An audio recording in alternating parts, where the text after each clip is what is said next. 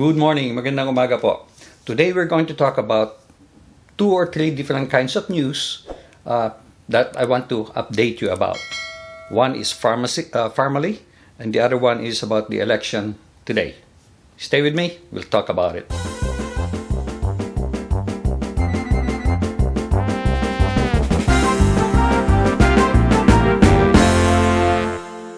As you know, the deadline for the filing of COC, that is the Certificate of Candidacy in the Philippines, is the 15th, which is today. But that is supposed to be yesterday's Philippine time. And it's so interesting what happened. President Duterte came in to file Bongo's COC. Not his, Bongo's. Bongo is running for president. He became vice president and then he disappeared. Now he's back to being president. And his partner, vice president, would have been Duterte. But Duterte did not go there to file. He said he's going to file tomorrow. But in case you haven't heard, Sara Duterte already filed for candidacy as vice president to Bongbong Marcos. That means Sara and Rodrigo Duterte will be fighting. They will be competing for the same position. Very strange event. Very, very strange event. So everybody in social media was speculating what the heck is going on with this substitution. It's so ridiculous. We heard all kinds of lies. I'm not going to run for president. Well, Sara did not really lie because she said she's not going to run for president, but now she's running for vice president. And there is Duterte saying, no, the country doesn't want me to be vice president because that's circumventing the law. And now he's running for vice president. What the heck is going on? And not to mention that the fact that the two of them are going to be in competition with each other. Terrible. And by the way, Duterte is saying to Comelec that Bongbong Marcos should be kicked out of the candidacy for whatever reason. Now, here is the most recent update.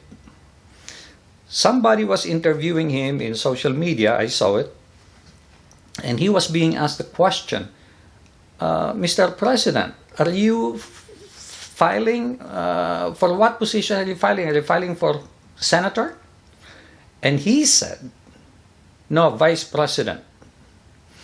Meanwhile, his security were trying to brush this reporter away, sort of not wanting him to answer any questions, but he was actually answering questions. He was responding to the reporter.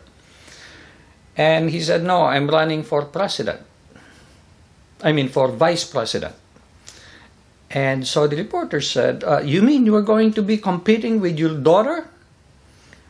And he said, oh, did she file yet? He did not know. He did not know. So what's going on? So this morning, which is supposed to be either night of the 15th or the following day, I understand that he sent a representative over to file his COC for senator, not vice president. So he did not want to compete with his daughter, which I think is the right move. But the fact still remains, there was an intention for him to run after he said that he was not going to run. So how can you judge for yourself? Judge for yourself, guys, what kind of candidates we have in the Philippines. And I know some people will say, yeah, that's the Philippines. Everything in the Philippines is corrupt and blah, blah, blah. Be the judge.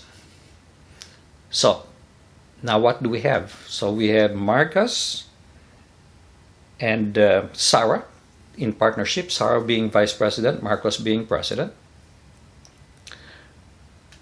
President Duterte will run for Senate. Bongo applied to be candidate for presidency, but I have not heard yet who his vice president will be to replace President Duterte. So that's a big question mark. Now, just as an update, I updated all my files for the upcoming survey once this thing is solidified. The two things uncertain here is, number one, who will be Bongo's vice president, and will Marcos keep his candidacy, or is he going to be thrown out because of some issues? That's the question. Once that is finalized, I'll be able to finalize my survey, and this is what I'm going to do with respect to the survey, by the way. It's going to be very, very simple.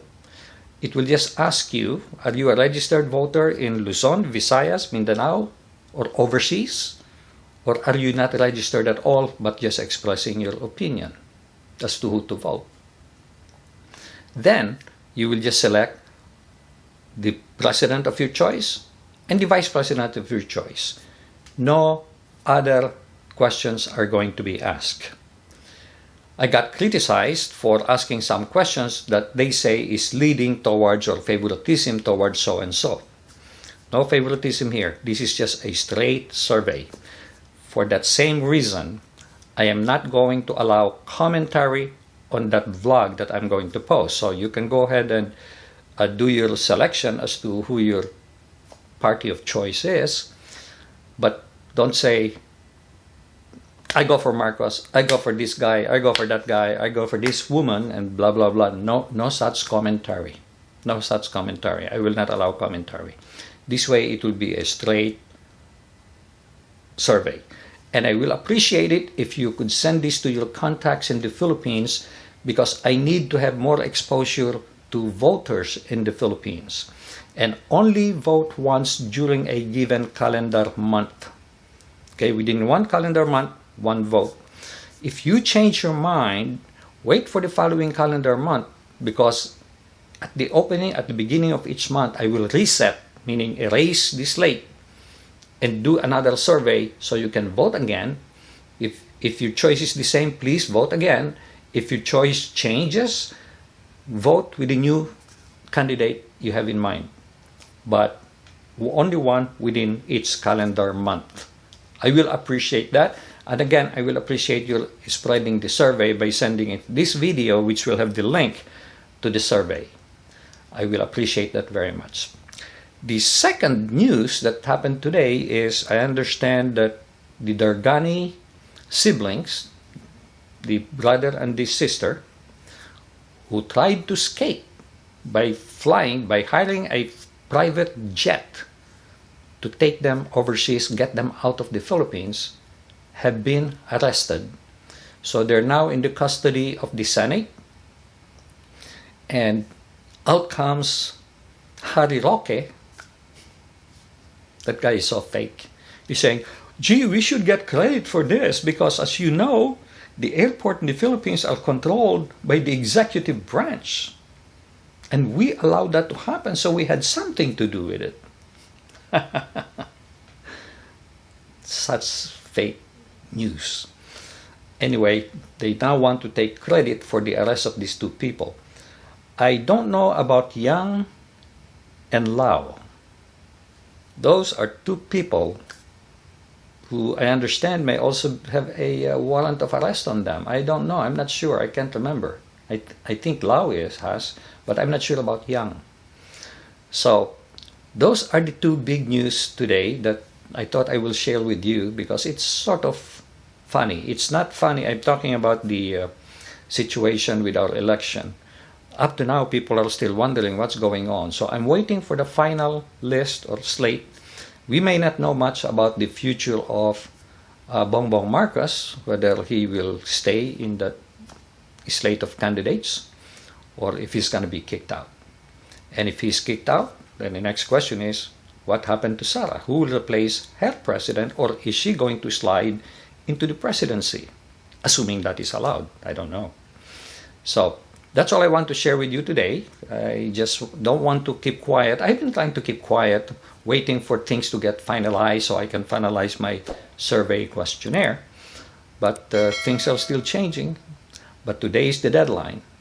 Supposedly, there should be no more substitution, which is starting to be a joke in the Philippines. The substitution, everybody is saying the law should be changed not to allow this kind of substitution. And I hope they do, because we're looking like a laughing stock in the world with the kind of election we have. So anyway, do share this video with other people, and please, I'll appreciate it if you can click like, and do share, do subscribe to my channel unless you have already done so, and click the notification bell so you get notified of new postings. I will get back to you as soon as the survey questionnaire is completed. Thank you so much.